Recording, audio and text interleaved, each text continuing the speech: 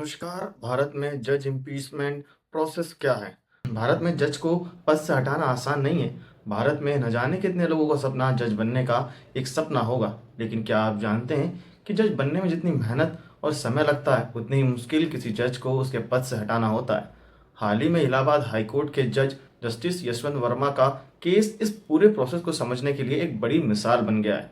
संविधान ने जजों को बहुत मजबूत सुरक्षा दी है ताकि वो बिना डर के काम कर सके, लेकिन अगर कोई जज गलत काम करता है तो उसे हटाने का एक लंबा और सख्त प्रोसेस है, जिसे इम्पीचमेंट कहते हैं। आइए जानते हैं इसके बारे में पूरी जानकारी कि जज को उसके पद से हटाने के लिए क्या नियम है।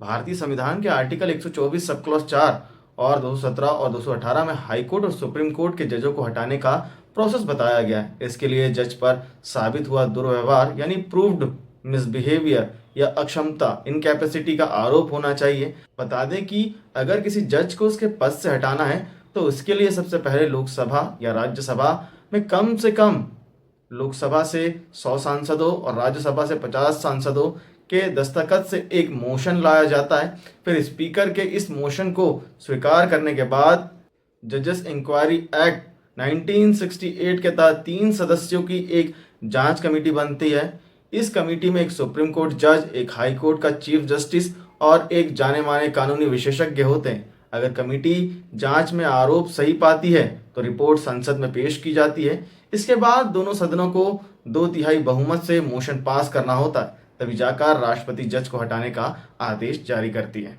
ऐसे में अगर यशवंत वर्मा के बारे में बात करें तो 14 मार्च 2025 को दिल्ली में यशवंत वर्मा के सरकारी घर में आग लगने के बाद वहां भारी मात्रा में जला हुआ कैश मिला था। उस समय वो दिल्ली हाई कोर्ट के जज थे। कैश एक स्टोर रूम में मिला था जो घर के नौकर के पास था। उस दौरान यशवंत वर्मा अपने परिवार के साथ भोपाल में थे।